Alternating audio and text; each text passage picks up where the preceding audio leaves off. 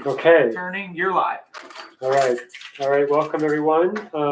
In the public, we have a quorum for the Police Policy Committee today, calling to order and welcoming everyone. Today is November 9th, 2023. It is a little bit after 4:30 p.m. We're here at the CPC offices. So welcome, everybody, including our guests from the public. I will do a roll call. Shandra, Benito. Present. Teri, Wang. Present. And I'm Piet van Lier, and I'm present. Currently not here are Commissioner Earley and Commissioner Garrett-Ferguson. But we have a quorum, so we can go forward. Agenda today is really work group updates. We have all members of the work group from the commission here anyway. And sort of looking at some of the other framework project areas, just a very quick review of that and to think about where that, what we can do on that. Then new business, we have the discussion about collective bargaining agreement amendment, and there's also, potentially we might want to talk briefly about the mental health, officer mental health and wellness piece, and that would be it. Any additions or changes? Okay. Oh, I wanted to just kind of put a bug for us to think about the CIP form about talking about demographics. So we don't have to get into it today, but that might be something for next meeting I wanted to talk about. Thank you, Shandra. All right, so emerging, the first work group then, we'll just jump right into that. Emerging police surveillance technology, that's the two of us. So is there anything to report from that? I think maybe we should recap on the three areas, right? We were going to, I think two of the professors were going to compare the shot spotter GPO, right, with the what was the other GPO? It was the with the overall, it was several new things.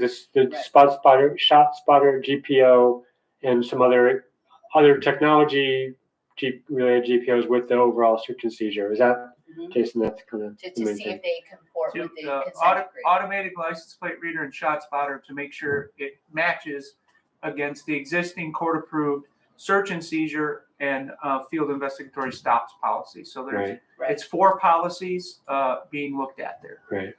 And we and then we were supposed to follow up with Ollie Pillow, right? Right. So sorry, I'm just looking at. I'm looking at the email. Sorry. Yeah, me too. And that is related to touring the real-time crime center. Right. So yes, that is on my. And I had a conversation yesterday at the safety committee hearing with Dr. Anderson, who was also interested. She said it's not at the top of her list yet, but she is going to talk to him as well. DC Pillow as well. But it would be good for us to follow up. I've sent a couple of emails.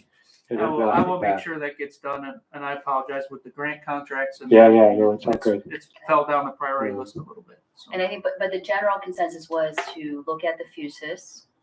That was that we have to find a way to, rather than just respond to these GPOs, that we should have a kind of a process and system in place that that we can look at all these new technologies before the city kind of launches them into the community. So especially with the fuses being so, fuses is just it's just kind of like a dashboard that collates all of the information, a lot of the information, the camera and potentially license plate reader. It doesn't just collate, it brings it together in real time, so you can access it. It's accessible on phone, and it says in the GPO that any officer that wants it can just go and ask. It's not a GPO, it's a notice, right? Directive? It's a visual notice, yeah. As opposed to an actual policy. Yeah. So there's no policy right now with There's not. That's one of, that's the importance of that is that we look at the need for a policy that really with this overarching technology that's being put in place without review or policy. So Yeah, so we were going to contact the monitor about that. Mhm. Right. All right, and then you are going to work with Brian Ray or Jonathan or Rich about talking to those CSU criminologists. I feel like I'm making a lot of noise here. I'll turn it down a little bit. With CSU criminologists who have been contracted by the Division of Police to do some research around ShotSpotter, to see what they've got, and then keep working, and then. So that's right to sort of we figure out should- what's needed I there. think it's, to not presume that technology that has already been, because we have mixed results from other communities, to reassess every time we use a new technology, we can reassess whether it's actually effective. Is it from a cost perspective, I think also, and how effective, especially with our police officers, they don't have enough responders, right, to have, if the accuracy of ShotSpotter is called into play. So Jason, if you can give us those timestamps or those meetings where they, from the safety committee, that they spoke about ShotSpotter, that would be great. The other things on the next steps from that meeting a couple of weeks ago was engaging the community on ShotSpotter and Fusus, and that was Mariah Crenshaw. She says that she's still, very eager to learn. I do think that the community, to presume, I think there's some presumptions about I'm not saying anybody hasn't, but we shouldn't presume that the community doesn't know the impact of this technology, because they are experiencing. I remember Alana was on a call with me with the Innocence Project, and because the radius of it is very large. What was it, like? So many meters, it's large, it's many houses large. So they would potentially have to go into a neighborhood that's already has a particular relationship with the police and go through the houses to find, so that could be, and she says she has experienced that. For her, it wasn't just, her next steps included also Fusus. So I did reach out to her and she responded, but then we've kind of dropped it. So I'm just curious because I don't know her that well. So have you spoken with her in depth? Alana or the Mariah. Oh, Mariah. She has some personal issues. I haven't spoken to her yet, but I think the one time I spoke to her, there was some concern about whether information was taken, and I heard that from another community member that she called the police for deer that were killed with bullets and this is on East Boulevard.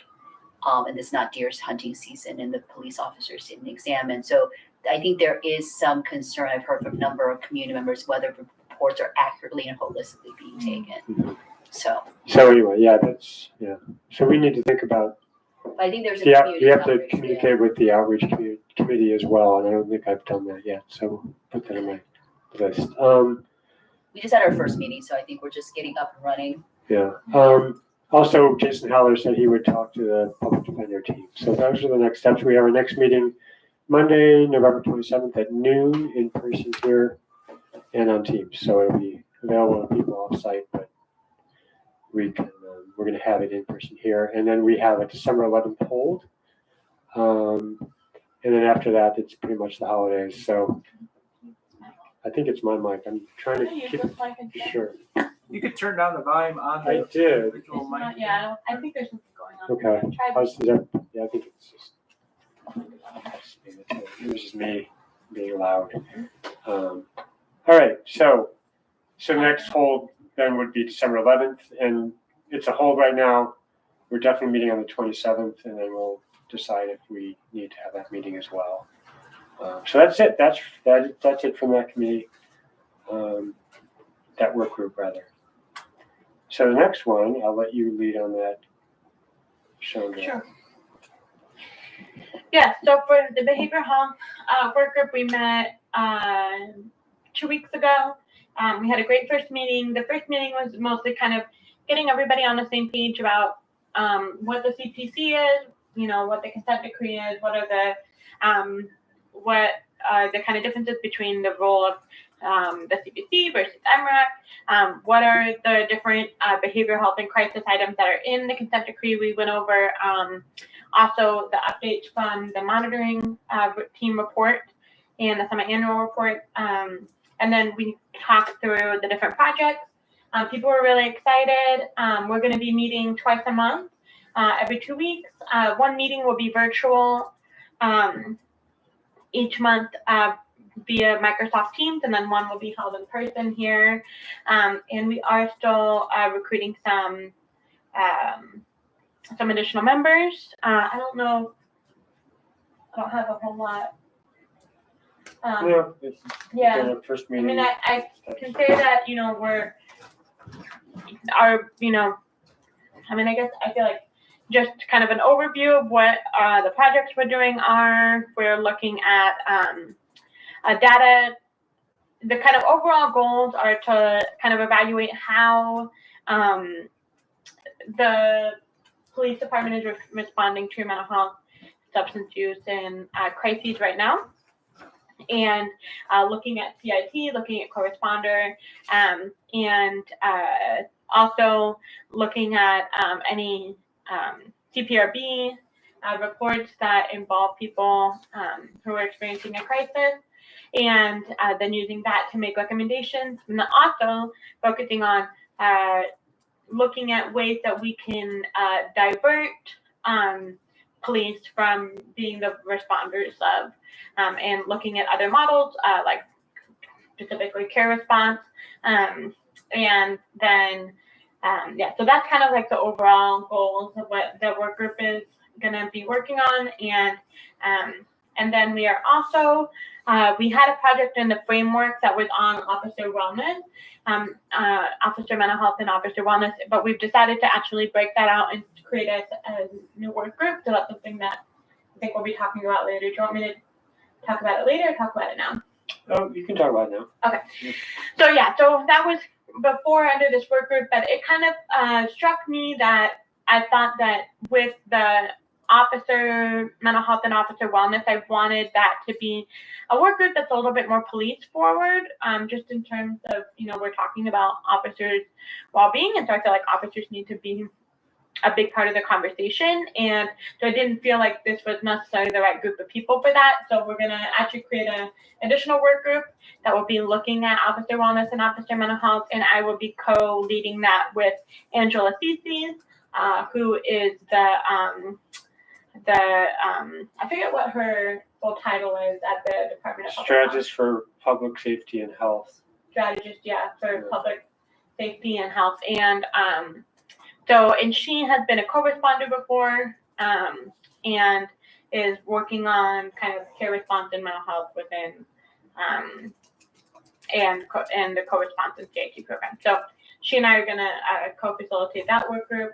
And so I don't know if we'd need a vote to create an additional work group, but that was our plan. Do we need to vote on that? Do we need another commissioner on it? Some other committees vote. We have to. Yeah, you can do it informally, and if somebody protests, you can. Right. Okay. And I think one commissioner is fine, so he'll be reporting to us. Yeah. I'm interested. Have you made the request to the CPRB for your records? Mm-mm. Do you plan to do that at some, because we're running into a lot of records issues. So I'd be interested to see the response to you. Yeah, my plan was to, once after we have our next couple meetings, to figure out what records need to be requested, whether that's data records or put together a request in front of the full commission and get them to sign off on it. That was going to be my plan. Is that? I think we probably should talk to an attorney about that, because that's not what's in our rules. And if it requires a full commission vote for a records request, it delays everything by a month. And the city, in their response to me about the OPS records that I wanted, they also required the minutes to be approved. So that could delay the records requests, which should be done in 21 days, by another month. I guess my feeling is, I'm on board with you about that we need to have a way to get these records.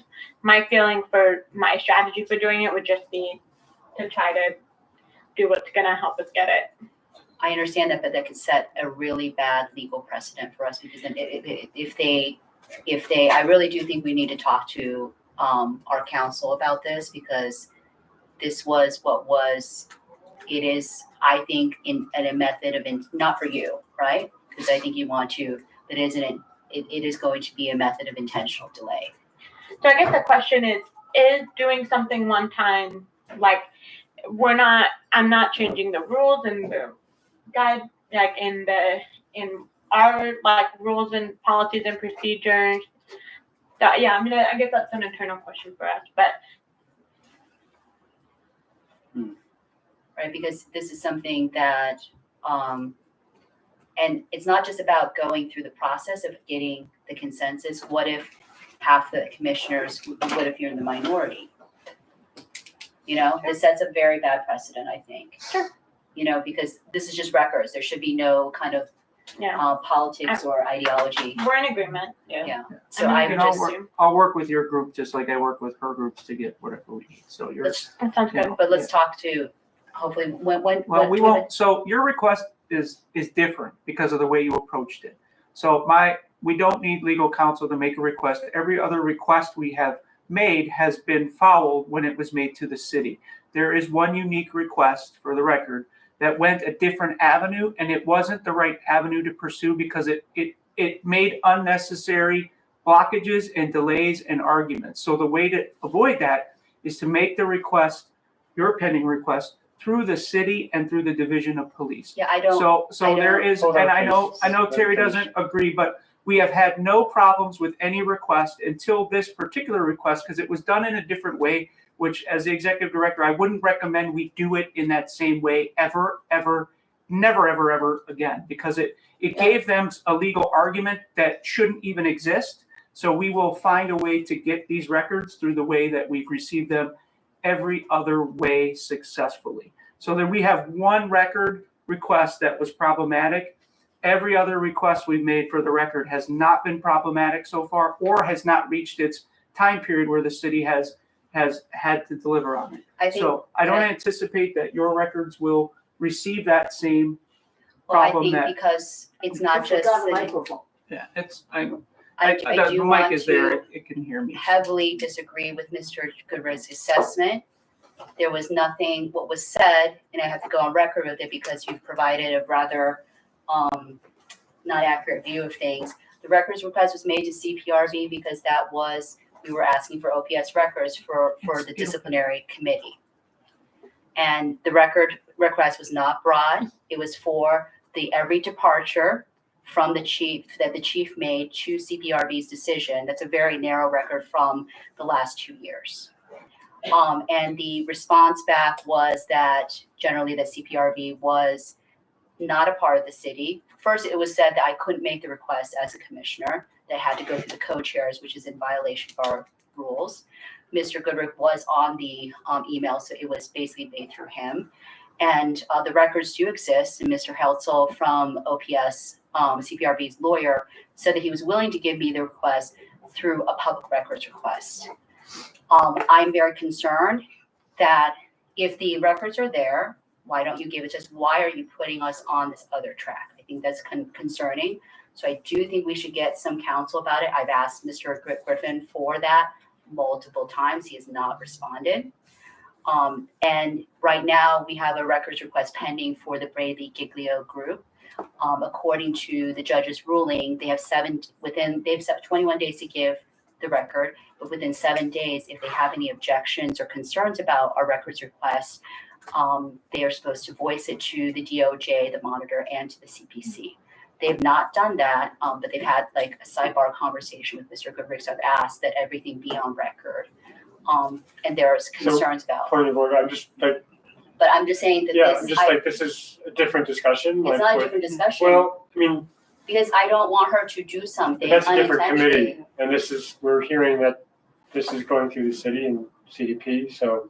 Your point is taken. We understand your point. But this is really, why can't we ask Mr. Wallach about this? About your issue. It's not my issue. It's going to be her issue because the city has literally said, in addition, Mr. Heltzel, please let me finish. Mr. Heltzel has said that we need to do a full commission vote for every records request. If that does not happen in other votes. To the chair, so there are multiple ways to handle this, and we haven't even discussed exactly what we're asking for yet. So we're putting an argument ahead of something that hasn't even occurred yet, as Commissioner Benito said.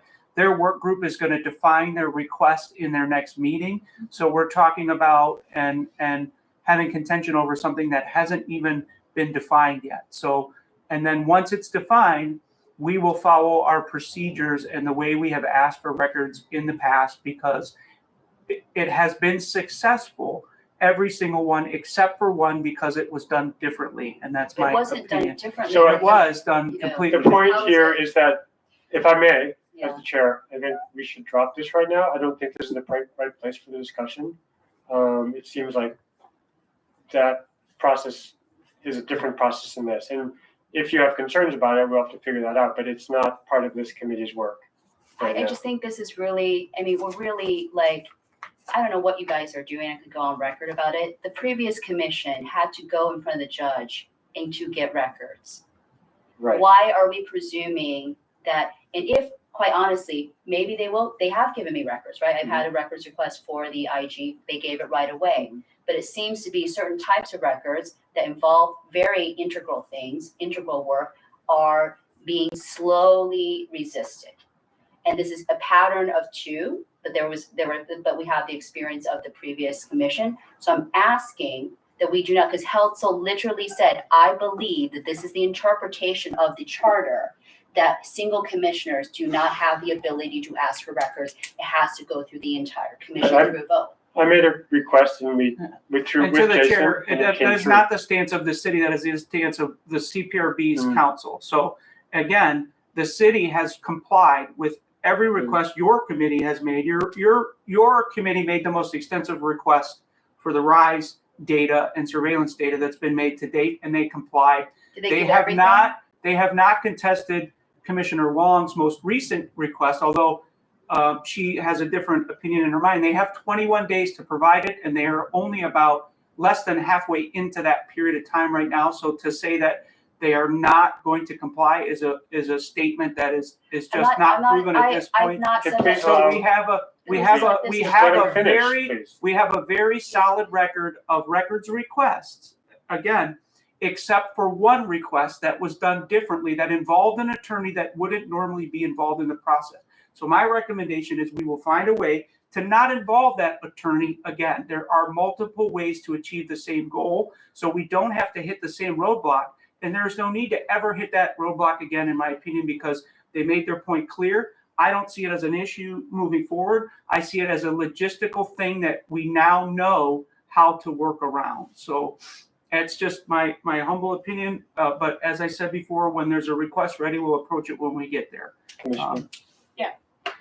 I think I hear your point about the not going to the full commission, taken, agreed with. I think that my plan is, once we clarify the record that we're going to be requesting, I think what I would plan on doing is working with Jason to make that request to the city. If they don't comply with that, then I would be happy to have a conversation about next steps of Even the condition, well, yes, in a second, but even the initial request is still a ways away. So I think it's premature right now. Our next meeting is November 30th, so that would be the next. Right. We won't have the. So one more comment, then we're gonna close this. I do want to say that I think it's not accurate to say that this was some rogue request. It wasn't I didn't use those words. So for the record, rogue was never used. Let me finish.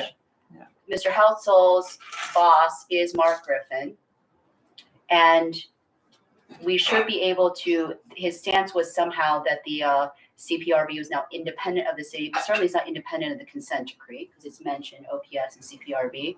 So I'm just concerned, I'm not an attorney, but he is an attorney, and I think that I've not received, even though I've asked for comment from Mr. Griffin, he has not commented. So I just think we need to proceed with caution. This is good information. Proceeding with caution makes sense, and we'll definitely keep that in mind, and we'll be talking about it. So I think otherwise we can close this report out unless there's anything else. Okay. The other next item on the agenda is quick review or discussion of other framework project areas. I had partly thought of this as involving the two commissioners who are not here, who are not currently active on any work groups. So, but it might still be good for us to sort of talk through some of these things, right? So we have on there, we put goals and timelines on some of these things, and obviously we're not doing them all. So we reached out. So looking through recruitment and retention, for example, we did get the rise. We've got that fulfilled, and it's sitting on my desk. But Jason has already looked through it, and I know there's some good information in there. And we'll be looking through that. Is this information you're going to give to the rest of the committee? Yeah, so unfortunately it's on paper. But yeah, I need to do that, and apologies for not doing that sooner. We could run some copies or something, or I can just share some. I'd be happy to share it with you. I've been starting to look through it and have not made as much progress as I would like, and I don't need to look that close. It's not intentional. So in looking around, the third item on that recruitment and retention is working in conjunction with the monitoring team to address documented issues with recruitment raised in the 12th semi-annual report. So I think that we're looking at ongoing work in 23 and 24. So we're still, there's still time to do that, but that's a big chunk of work. We need to figure that out. And then reviewing the existing bias screening process and implement improvements as needed to ensure compliance with the consent decree. So that's also further down the road, like Q2, it's listed as in 2024. So those are, I don't know if it makes sense to go through all this. It's sort of as much for myself as for us to think about how do we address it. So one thing that I was wondering about when they put out the GPL on the new surveillance, or what was it, license plate reading? Yeah. Is there a process through which right now, because they have a policy department that works on their GPLs that they're putting out. Mm-hmm. I know they have a calendar of the different policies, like different reviews, the GPLs for reviews. Is there any process right now through which before they publish a GPL, they send it to us for feedback or review? What do you think? Well, we got it. No, there's not, in my knowledge. We got it. We got a new GPO the day after we spoke about it, right? So yeah, I think that's a very real issue that we need, and I think it's partly a capacity issue, and also just we need to somehow get into that process. And Jason, I don't know if you have thoughts about. No, this conversation's come up multiple times. It's a learning curve for them. Yeah. So I think we need to press them to learn that if they're drafting something, it's better for them to include us in the beginning while it's a draft, rather than send it to us as a finalized GPO without community input, without us being able to put experts on it, and without any form of vetting. Because what they risk is, after they implement a GPO, us then having a problem with that GPO and then forcing the issue of change using authority rather than cooperative. They like to use the word cooperative very frequently, right? But creating a GPO, knowing that we exist and we're seated and that we have a lot of authority in that domain over their policies, to not reach out to us and say, these are the GPOs we're working on right now. Can you put some input into these? And the idea that it can't be done is untruthful, because we do have divisions of the police, sections like the training bureau that are working very collaboratively with us, sharing documents and drafts. So I think it's just, it's a matter of us pressing that issue and pressing it hard, maybe through a formal letter. But that's a whole commission discussion. Maybe at the next meeting, there should be a letter sent saying, under our authority, we have, final say in policies. If policies are being drafted, we would appreciate being at the table during the drafting phase rather than having it sent to us at the completion phase, right? So it is something that you guys, in my opinion, should press and lean into in order to help them build that. I have a question, but I think that was, again, it's just, what is this point of this? Or we wrote a letter for you wrote a letter for the RISE initiative. I'm not sure if the letter is going to lead to the result that you want. I think Commissioner Van Der, he is the head of policy, should be able to, do they have meetings? Like, we don't even know the criteria, that he should just be present. I don't know if it needs another full commission vote. This is inherently, like, there's no ambiguity in reading the charter here. Sure. Is You don't there have to a- go, you is don't there have to a- bring it before the full Yeah. commission. As the chair, Commissioner Van Lier could write as the policy chair, a letter independent of the commission saying, I would appreciate that the policy group members be included in drafting any policy. But the first step is usually reaching out and saying that you are aggrieved by an action and you're asking for remedy to that action.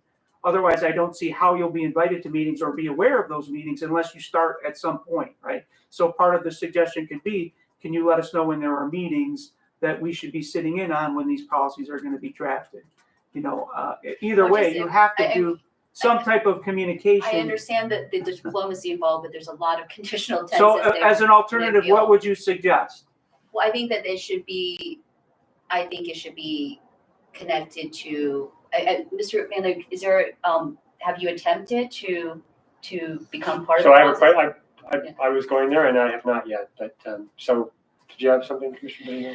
Yeah, I mean, I think that the charter gives us clear authority on that we have say over police policy. The charter does not say how we give them feedback or how they have to come to us with feedback. So I think that my sense is when creating the kind of foundation of saying we are trying to create this expectation of when it comes to not just when it comes to any GPO, that we are requesting that it comes to our policy body, which is the Police Policy Committee, in draft form.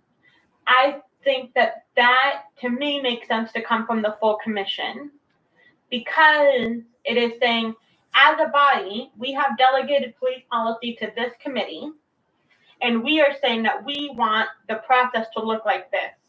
And I think that there is I agree that when it comes to things like RISE, I think that that specific request, I don't think that should have been something that came from the whole commission. I don't think it needs to be that. I think that should be our chair of police policy should have the authority to say, hey, we need, we want to be involved in this, we want to look at this.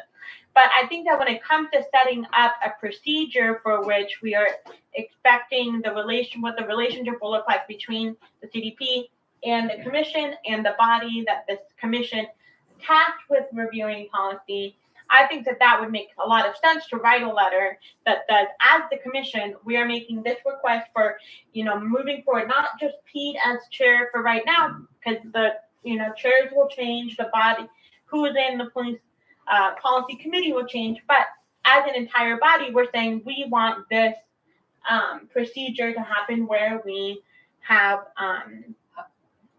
and so I would personally suggest that we draft that letter and bring it to the commission for the next full commission meeting. I'm not totally sure I feel like the training committee, for example, is working directly with CDP on training issues. I'm not opposed to it, but I'm also not sure it's necessary. So yeah, my suggestion would be, instead of this letter, which I think these missives are being sent, and I don't know how effective they are, is if you really want this, we should make a rule to to bring the statutory authority from 115 closer to our bylaws and institute it in our rules. It is in our rules. It is in our rules? Yeah, that we will make every effort. So when the rules were being designed, right, the point that was raised was that our rules guide us. We can't force rules on them as a department, right? So what we worded in there was that the executive director will reach out and attempt to make inroads into these areas where they're having meetings and stuff. So the first attempt at that was to bring back a meeting that used to happen called stakeholders. That was where the CPC would sit with the division leadership. I think this mic could pick me up, so this might be a little redundant. So the CPC leadership used to sit down with the monitoring team, the DOJ, and the division officials and talk about what's happening and kind of have everybody's brain put into how to move something forward, right? And there's no meeting like that right now, but it's a huge component that's missing as we lean into this, right? Because I think the stance of the DOJ and the monitor has been, well, we have mediated between the city and the division enough, right? And it should be between, or I'm sorry, the city and the CPC enough.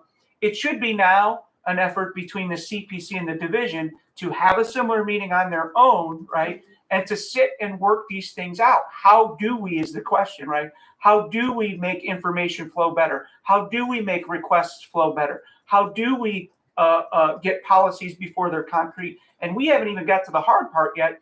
How do we make sure that discipline, right? The ideal is if we know the chief or the safety director is making a disciplinary decision that will probably be egregious to us, how do we start that communication before they make that decision, right? There are a lot of ways to do this, but the hard part is getting our foot in the door. Right now, in my opinion, the door is just not open to us yet. And so how we do that, I don't know. But I did make that request to have a meeting, and we have not received a reply from anyone about a meeting where we would be able to have that conversation. So the more commissioners who get involved, the more public it's made. And the good thing about letters is it's a record. It's a standing record, right? It sits there and it has people's name on it, and it shows the world that you took action to move something in a direction. I know that but it is a standing record, right? We, in our 100 Years Project, we found lots of letters, and that's good because that name is memorialized. Somebody tried here at this point in time to make something happen, right? Otherwise, it's just a conversation if you don't take some type of formality to the next level.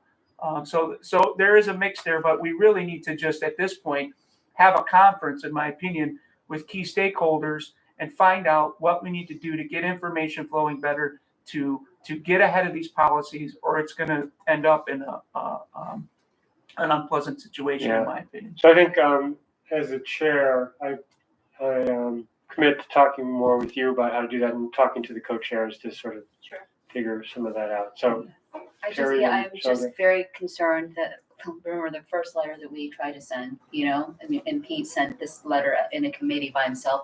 Every letter that's really gone out effectively has been sent by the committee chairs without the entire commission. We're going to have to agree on the wording. We're going to have to vote on it. That's the thing that troubles me, is that I don't think something that is not in dispute, from my perspective, from the Charter 115, should be put up for. Although I think there could be dispute if we put it to a vote. I don't know, like, what is, he is writing, if he writes a letter, it should have all our names on it, because this is what the policy chair has the ability to do. And it obviously makes things work easier if we can be integrated into the process and responding to the process. Do you know when those meetings are? Do we know when? Can he just try to? No, we don't. And that's the thing. So you can't just show up and say, I'm here for the meeting, because we don't know the schedule. We don't know what meetings they're having. We don't know who gets involved in these policies when they're created. It depends on what policy it is, what it dictates, who's there, and who's running the show. So we're in one more, and then we're going to move on. Yeah, I was going to say, do you think that maybe between now and our next meeting, you could reach out to the policy department and just say, hey, we would like, make the request that they send drafts? I will I'll work on any avenue we can think of to do that. So then we can always revisit it and see if it needs. But I agree with Executive Director Goodrich. I think that my feeling is the more, if we are hitting roadblocks, and I think that I jumped the gun of this, if we haven't made the formal request to them, then I don't think it needs to go to the full commission. But I do think that we want to make sure that we're highlighting to the public and to the full commission when we are hitting these roadblocks, and to get the commission to make statements of, we want this to happen. And so that's my thought. And I support, you guys kind of figuring out how you might be able to open those channels of communication. And then I would say that if, within a couple months, we're not able to make that happen, I would suggest that we put a letter to the full commission. I just a very brief comment. My worry about all this is not to try to strong arm people. I get the fact that we are supposed to work collaboratively, but we are, I think, way behind schedule. And I've gotten a lot of feedback from commissioners and community members And my concern every day is my sense of urgency is based on that, is that are we going to be able to respond? You know, if I don't have records for discipline, we don't have a policy for doing the evidentiary hearings. There's a lot of things to do. What will we do when this, you know, an NIA investigation could take a long time, but what will we do? Because the community will expect a response from us that is separate from whatever administrative process there are. So I know that a month, 2 months, a week seems like not very many, but we have had a series of these things. So I would hope that we would be able to just enact our authority. I think we've had a year's worth of delay almost. And I think the community, our legitimacy is really at play. So. Okay, great. Point well taken. So we're going to move on to new business. We're kind of more or less better on schedule than I thought we'd be. So this is just looking at the recent amendment to the 2022-2025 collective bargaining agreement between the city and the FOP Lodge 8. So this was discussed at the monitoring team meeting, and basically the point of contention is that, to quote it, or at least read it quickly, members accused of the CDP, accused of a Group 1 policy violation that's identified during the OPS investigation, that was not the subject of the original citizen complaint or investigation, can only be subjected to an corrective action of a non-disciplinary letter of reinstruction. So it takes it out of Group 1 consequences, as long as the member does not have a current discipline of similar nature. So the question is, as the policy committee, like, where does this work? Where does our response lie? And I don't know, Jason, if what's happening with the co-chairs on this issue, if we need to, how the committees, the policy committee, I know the accountability committee, like, where do we, how and where do we respond to this? So I don't know. I'm looking for an answer, and then what action can we take at this committee to move that? Yeah, and I'm sorry, there was a community member texting me about an issue with this. So what can you just? Yeah, so it's about the amendment to the contract between the FOP Lodge and the city. So we have informally have been shared a draft of that. So I guess the next step would be to form an opinion, right? Mm-hmm. So we're still going to make the formal request to see if we get the actual document. I'm waiting on one more piece of feedback on that. But while we have something to work with, right, the next step is, what is our conclusion on this, right? So I guess you would need to put some commissioners on task to evaluate it, get some outside opinions on it, and then form a stance on it as a commission, right? So, and it can go through accountability committee, it can go through policy committee, either one would be fine, but you do need to put like 2 commissioners on it and just have them seek some community counsel on it. And then we can do a formal stance statement from the commission. Now, how does this affect us? I don't know. I don't know if we're not a party to well, we're not a party, right? So our interests are different than the DOJ or the monitors in this regard, right? Their interest is, how does it affect the consent decree? I think we should look at it from the lens of, how does this affect the CPC's duties under 115.5, right? So for instance, if they substitute a warning letter as discipline, does that mean it's dead, or can we overturn that warning letter, right? So there are a lot of things that downstream affect the CPC. So we need to look at it under the lens of not so much the consent decree, because the DOJ and the monitors are already looking at that. We need to look at it under the lens of, how does this change affect the CPC's powers, duties, and responsibilities? Yeah, so I'm going to make a proposal, and I know you both want to speak, but I'm going to propose that the 2 chairs of accountability and policy are those 2 people to sort of look into this and start to make that decision, like help the group make that decision. Yeah, that's fine with me. I did want to add that I think one way to get that, because I already mentioned it to the Brady Giglio group, it has somewhat of an effect on that. We do have many lawyers on that group and public defenders, so I can gather, even if we work on it, we can gather some opinion. I think Jason's right. What is the impact on discipline? What is the impact on policy? And not just 115, but just like in the entire system of the police. Is there any way that we can do all the commissioners know? Because I think we need to build a broad consensus of understanding of its impact. Sure. So are we assigning this? Can we assign this as a reading? How long? I mean, I didn't even get to, and we don't even know if it's in final form yet. So, yeah. But it's just one section of it, right? And I think just many, though we can lead on it, we can gather ideas about what its impact could be. And then we have to, I think, probably take the DOJ and the monitor will probably act on this, right? So I think we just have to know what, we're not like taking any, are we sharing our stance with the judge? And to the chair, well, we can, but their interest is how does this impact the consent decree, right? So not how it impacts us. So they may agree, one of their consensus, what they may come to consensus and say, well, let's modify the consent decree, right?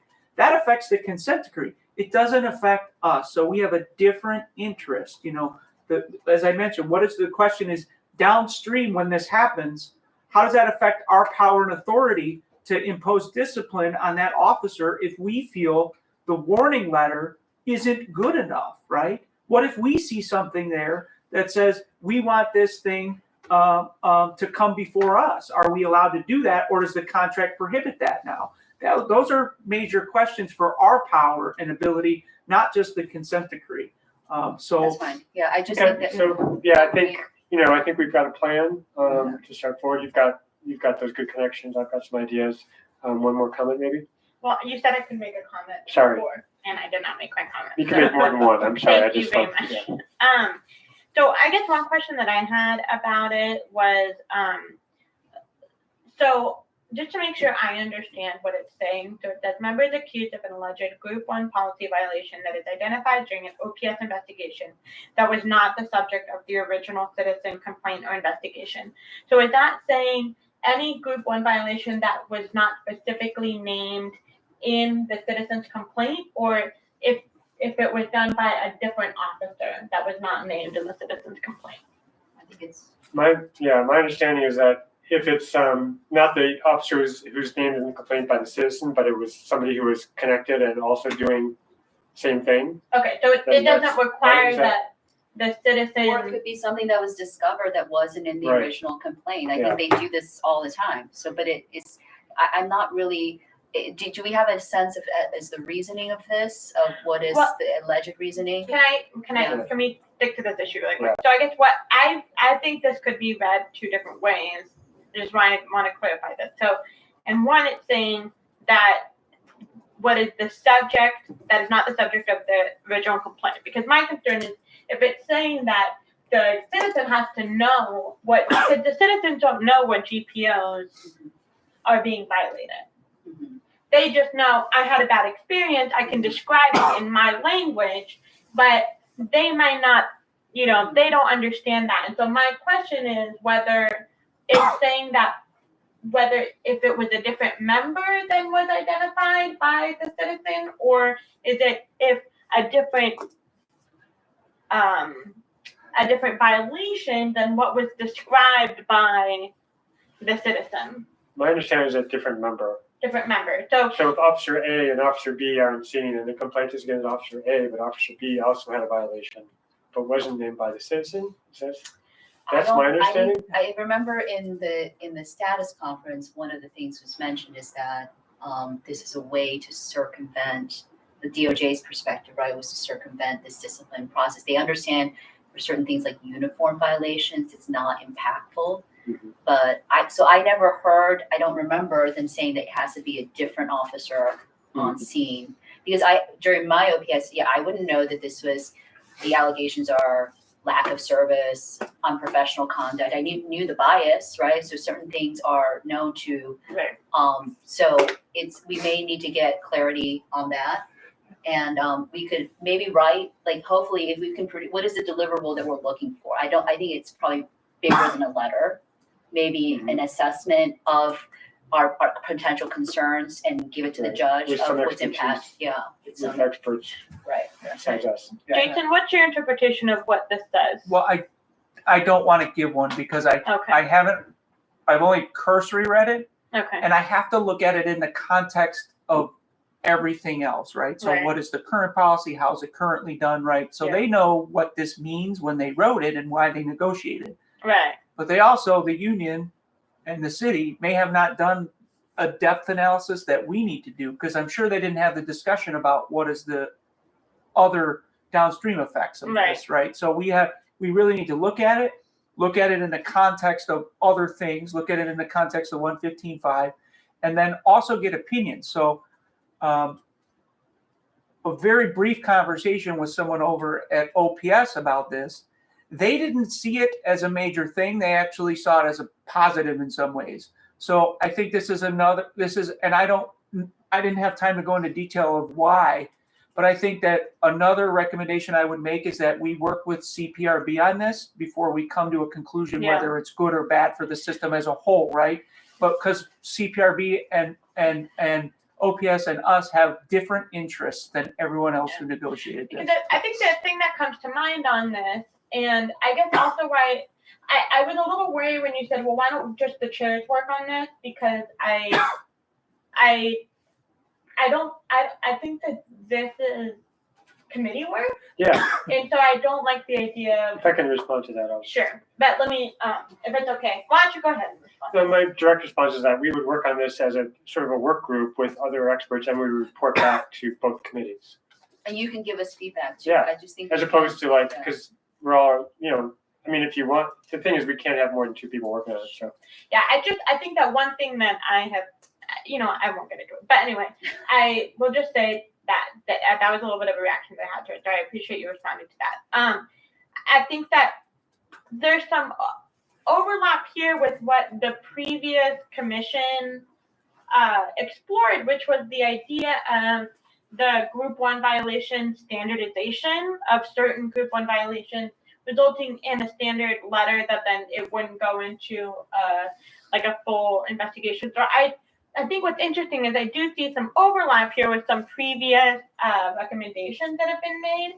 I think my concern with this generally is the requirement of the citizen to know previously to be able to name every officer involved, because as I know that you brought this up, oftentimes when a case is unfolding, there's 10 officers on scene. And as a citizen, you're not aware of what officer is doing what and what role they play in the incident. And so my concern with this is an expectation that citizens would be able to know exactly which officers were involved and to what level, and B, what types of violations to name in their complaint to make sure that then that discipline could happen related to that. So I think that my reading of this requires a lot of knowledge in order to make sure that citizens' complaints are able to be addressed, that it would require the citizen to have a lot of knowledge to be able to make sure that all of that is addressed in their complaint. Because then what happens here is the biggest thing is what was the subject of the original citizen complaint. So then it really increases the importance of the original citizen complaint as compared to what is found in the investigation. So I think that also any work that we do around this might be an opportunity for us to go back and say, we understand because I think that there is some valid desire of the union to say, we don't want our officers bogged down in certain level 1 violations, right? And for that to be this big thing that they have to go talk to these people, they have to, have this hearing. And so I feel like this is an opportunity to revisit that, the discipline matrix and the idea of an automation of certain one. But I don't like the kind of broad, because there's a lot of different types of violations that are in Group 1. And I think some of them we would not want to have, kind of impunity through. And I think generally my feeling about this, not thinking about it enough, and so I'm not, this is not my final decision, is that because things can be moved around in group 1, group 2 violations, to do it for, and then do it for uniform violations or something, make it specific. Yep. And my concern is we've heard from countless people in the system, officers, retired officers, that there is inequality in discipline, and this takes out a number of data points. I think the more data, the better. If it's onerous, then if there's so many of these group 1 violations, then let's think about what is happening. What is the reason? Is there a training issue? Is there a policy issue? Is there so that is my concern, is that I'm not really understanding like the rationale for this. How much workload could there be? And the other thing is, remember there was a directive that the officers are not even allowed to report in the OPS track anymore. Okay. So it seems like the only track for the citizen to achieve some type of justice, right, for whatever they feel aggrieved for. You're kind of winnowing away on that, because that is a portal. Because if I think just people have intuition, they sense something's wrong here, they don't know exactly what it is, and it could reveal things about the system that needs fixing. And that was my general take, is that is this comport not with the consent decree, but does this comport with the eventual goal of making this an equitable system for the police officers? Okay. Public comment? Yeah, I guess so, if we've wrapped that up. So just to be clear, Shandra, you're okay with the idea of the two of us working together and reporting to committees? So ideally, we'd have some report at our December meeting. It's December, right? Yeah.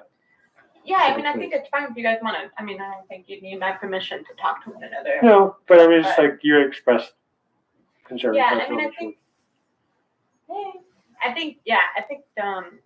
I think right now, because we haven't had any discipline accountability committee meetings, I think that's also where some of my trepidation comes in. Are we right now? There's no space for that committee to talk about this. Right. So that's why. Well, I mean, the delay there is because we don't have records, we don't have a full sense of the accountability system. Sure, but now we're talking, when So we Piet could said, bring it up again. So how about this? We will Yeah. have I'm planning to actually talk about this in accountability. We can hold another meeting, and then we can still be, some of the point people on this, and then we'll just, our intent was always to gather the opinion and feedback of the entire commission. But I think that would require assigning this as reading, this section, so maybe we should go through it and ask particular questions, or what do you want to do to facilitate this feedback from the rest of the commissioners? I don't think we're there yet to know what we want to hear back. And more context and information we can provide once we've had some conversations, I think would be more, because right now it's like a paragraph. Yeah. We're all looking at the same paragraph, and I think we need to get more context and information. I will say that I think that it would be great for the accountability committee to meet and talk about the same issue, and maybe also go over some of the the discipline and just talk about what are some. Yes, and that was my intent. But Yeah, we I think that'd be great. on a loggerhead. That's So, yeah. So Yeah, we'll our do next that. meeting is December 20th for this committee, which is, So we can schedule a Someone- meeting. The outreach took our time, but we'll schedule. Great, I think that if we can have the accountability committee meet before our next, Yes. before That'd be great. next- I think that sounds perfect. great. So moving on to public comment, we have two loyal members of our community Loyal. here. Much valued and appreciated. So do you have any comments?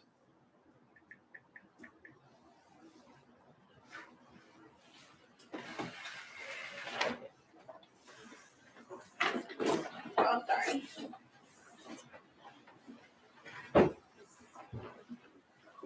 Well, today I have been in this meeting and the previous a meeting as a work group. And now general public can really complain solidly that our police department seems like they still have the habit to dodge the change. For example, just because the commission requests documents in a different way, now they would go through all the technical stuff try not to give the record. And also, I think it depends on what kind of record. I'm sorry to say, even lots of police members in the division, they want to improve the public image. They really want to show people they have been working hard. But it seems like the old habit, the old culture is still firmly there. So to make them accountable or to make them motivated to establish the policy which they should have been doing for the last at least 7-8 years, it seems like we are still chasing after their snail footsteps. So we probably really need to do something from other angles to establish a better relationship with them, to let them know having these changes rule out all the bad apples will be only good for them. So open up all the things at least people, general public thinking you want to hide. Because if you don't open up your wound, there will be no way to do deep cleaning. Putting bandages on again and again will not really resolve the issue. Your wound is still there. Think about that. How far it has been for them to work in the way that we can get this consent decree falling on us. That costs all the taxpayers money too. But I think the city, doesn't matter which department, should not think that making a strategy to make us exit the consent decree is a way to resolve the issue. If you don't do the real work to actually go deeper to clean up the wounds, you will never have a true substance to last. Even technically, you can be out of consent decree. And I hope community members will start standing up, giving more feedback in all different ways the commission can receive.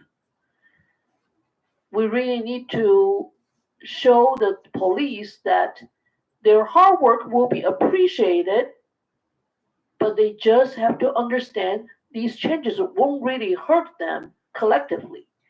It may hurt some of the members, but if those are the bad apples, why keep them? Thank you. Thank you. Thank you. Okay. All right. So that would be it. We are ready to adjourn. We have a meeting set for 6 to 8 p.m. here in the office, also live stream on December 20th. If there are no further comments or questions from internally, from the committee. Thank Okay. you. Thank you all. And with that, we will see you in a month or so. All right, you're ending. Okay, so quick question on that